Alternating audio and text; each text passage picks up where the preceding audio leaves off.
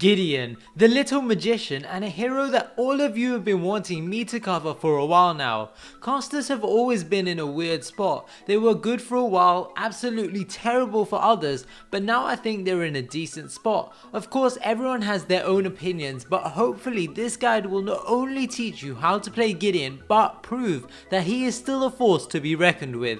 Now Gideon's ult is a funny one. It used to have a shield and after 1.5 seconds you became CC immune during the ult. However, this was completely removed and so now you become quite literally a sitting duck in the late game when you use your ult. Now that means that the only way you get somewhat good value out of your ult is to mitigate the damage you take with some armor or health. Of course there's nothing you can really do about getting stunned, but we can do something about staying alive. So I'm going to go through this build quite slowly, and the reason for that is because this build changes quite a bit throughout the game. I'll run through the cards first and then we'll talk about why certain cards are here and when they are needed. We start with the Archmagus Prime card, a health potion and 2 mana potions. Firstly, it might be beneficial to throw in a cast token and replace one of the mana potions so that you can land more last hits in the early game. Of course, I don't have a single cast token, so I went for double mana potion. Next we have our Lord's Ward with 2 greater health and an advanced mana. A Magus Ward with 3 basic manas, 2 Staff of Adamant, both with a minor cast and major cast. Now you can use 3 casts if you don't have enough minor casts. You just need to max this card out with 6 points worth of casts. Add in a 3rd Staff of Adamant with 3 major casts. Now the reason I take Staff of Adamant on Gideon is because of the health stat that they have. It's as simple as that. Since we don't really build any health on Gideon if the enemy has both physical and energy carries, we do need to try and get some health from somewhere, and Staff of Adamant is a great choice. Next we have a Tempered Plate with 3 minor guards and another Tempered Plate with 3 greater guards. You might be wondering, why do I have so much armor? Well, we get the Tempered Plate with 3 minor guards for the early to mid stages of the game. This offers us some protection, but also allows us to put more points into damage while still being able to take some hits. The idea is that once we've got enough damage, we can discard this Tempered Plate and add in the Tempered Plate with 3 greater guards. There is no point spending 12 points on armor so early on in the game. You will fall behind on farm because you won't be able to clear waves easily and get last hits. So we go for some armor, only investing 6 points for one armor type or 12 if we need both armor types, rather than investing 24 points, which is a huge chunk of your overall card points. The same principle goes for Tune Barrier. Add in 3 minor barriers if you have it. Unfortunately I didn't, so I only took 2 minor barriers and a lesser health. But if you do have 3 minor barriers, definitely put 3 minor barriers in. Then add in your final Tune Barrier with 3 greater barriers. Now let's talk about the flexibility of the build. It's really quite simple once you understand it. Sometimes, especially in the current patch, you'll find yourself up against maybe 3 fighters all dealing physical damage, a support and then maybe an energy damage ranger. Now this build covers you for that perfectly. You can build your early Tempered Plate for physical protection against the fighters and then focus on maxing out your Tempered Plate with 3 greater guards. You might decide that one energy carry doesn't warrant you spending 12 points on just energy armor, and I kind of agree, so you can leave in your Tune Barrier with 3 minor barriers, sell your Magus Ward and throw in your Lord's Ward. This will keep you perfectly at 60. The same goes for if you are up against an energy dealing team. Your build should look something like this: 2 Staff of Adamant with 1, 2, 3 cast upgrades, a Lord's Ward with 2 greater health and advanced mana, a Tempered Plate with 3 greater guards, a Tune Barrier with 3 minor barriers and another Staff of Adamant with 3 major casts. Remember, you can switch it around if you need more energy armor than physical. You might still be confused, but it will all become clear as we look at the standard build path. This is for when you're up against a combination of both physical and energy dealing heroes, and so you need to max out your Tempered Plate and Tune Barrier. You want to start out with your health potion and double mana potion. This will allow you to use your Q quite often and hopefully get you to 6 card points before you return to base.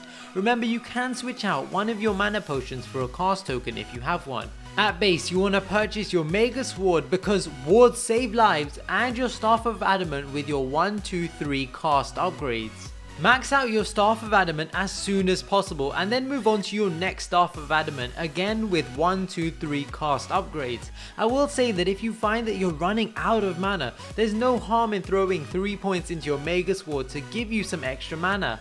Everyone manages their mana differently, some more efficiently than others, and it's difficult to manage mana really well if you're constantly switching heroes, so definitely add those basic manas if you need them. I personally like to take damage instead, but the choice is there. Again, flexibility is key.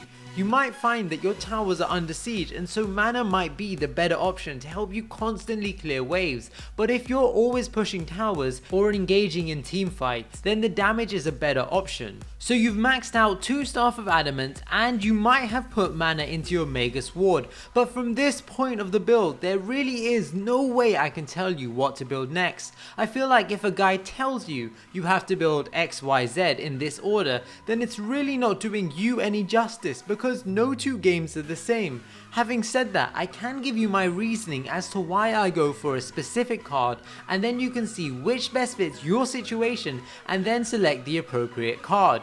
We could continue down the path of damage, building our final Staff of the Adamant. Now this opens us up to high risk, high reward style of play because we'll manage to do a lot of damage in our ultimate, but we'll also be a sitting target that any smart carry is likely to focus. If you ult into the air, you don't have to really worry about fighters because they can't reach you, and so you can see how the extra damage will help us pick off some heroes.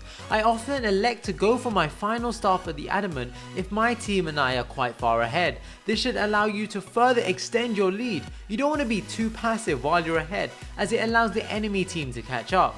An alternative to this is that if you feel like playing it somewhat safer, and this is probably the smarter play, build into at least 1 armor type. Focus on building the armor for the enemy hero that is most deadly or the damage type that is most abundant. What I mean by this is either go for your Tune Barrier or Tempered Plate with 1 cost upgrades. This way you only have to spend 12 points if you want to get both armor types. But believe me, at this stage of the game it goes a long way, and thanks to our 2 Staff of Adamant, we're still putting out quite a bit of damage. I then like to pick up my final Staff of Adamant if I didn't get it already, and then I get my Tempered Plate and Tune Barrier with 3 greater guards and barriers. I really do hope this was clear. I recorded the different build variations, so if you're still unsure, watch the video carefully or throw me a question in the comment section below. Now with the Lord's Ward, you can throw anything in here. If you want more damage, you can go for a Sorcerer's Ward, a Sage's Ward for some damage and health, anything to be honest. The choice is really up to you. I prefer to get mana and health, but you could get damage if you want to build with less survivability. I do however advise getting wards because they'll help a lot. Remember, we only get Lord's Ward if we only build for 1 damage type. What I mean by that is we can spend 6 points on energy armor and 12 points on physical, and then we can get our Lord's Ward for our Magus ward instead. But if we go for both damage types, spending 12 points on energy and fizz, then Lord's Ward is no longer relevant in this current build. Okay, so we've discussed the cards and the build. Let me give you a guide to how you should be playing Gideon. Firstly, the most important tip I can give any Gideon player is that you can cancel your ult. I have seen countless Gideon players ult someone only for them to walk out and just shoot them from a safe distance while they continue to ult absolutely no one. It's okay if they walk out, you're not going to land a perfect ult 100% of the time. I'll admit it, it happens to everyone, even me, but please remember to cancel your ult. What I find helps is if while you ult you move your camera up so you can see everything below your ult, and then cancel it as soon as enemies leave. All you have to do is press the R button again to cancel it, or whatever you used to originally cast the ability.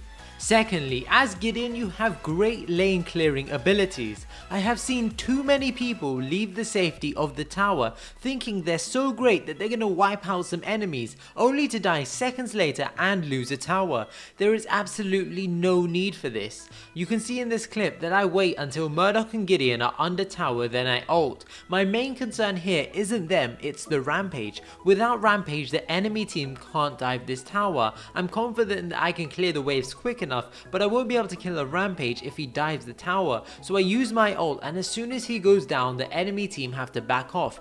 Gideon doesn't have an insane amount of damage and never will, but the tower is there, so use it to your advantage. Gideon's main role is to push waves and land that big ult in team fights. Early game, you want to focus on keeping your minion waves pushed up to at least halfway between the enemy tower and yours. If you do end up pushing the wave to the enemy's tower, it's unlikely you have the damage to kill it alone, and I suggest rotating to another lane to help push that. This often means the enemy team will come to defend the tower you pushed up originally, allowing you and your allies to take another tower. Remember to use wards. Ward the jungle and your lane. The jungle is really important to ward, especially with some teams running 2 junglers. You don't want them taking your jungler's farm, as you'll find they'll get significantly ahead while yours fall behind. Also remember to keep popping your mana potions. Don't wait until you're under half mana. Use them well before so that you always have a good amount of mana in case of any trouble. With regards to your abilities, focus your Q and ultimate every time. I personally like to upgrade my teleport next because it increases the distance you can teleport. Gideon's right click ability does provide a slow, but once it's unlocked, I don't really prioritize it. A tip though, it's best to slow an enemy hero, then use your Cosmic Rift or ult. It makes it a lot more difficult to get out of and they end up taking way more damage. So definitely try and combo these abilities together. You can always slow, Cosmic Rift and teleport into a black hole for a sweet combo which does a huge amount of damage. And just 2 final short tips. If an enemy hero has a teleport, try to wait till they use it and then ult. Also remember abilities like Muriel's ult, Steel's ult and a few more will interrupt your ult, so you want to try and wait for them to use theirs, or if you ult high enough you should be okay. Finally, throughout the video you'll notice that I'm checking the scoreboard. This is not only to see everyone's card points, but to see what the enemy are building. You should be checking the scoreboard every time you're about to buy cards to see if you can counter a build or if building a certain item will give you an advantage. I hope you found this build and guide informative. If you did, leave a like. As always, throw any questions you have in the comment section below and I'll do my best to answer them. Until next time guys, peace.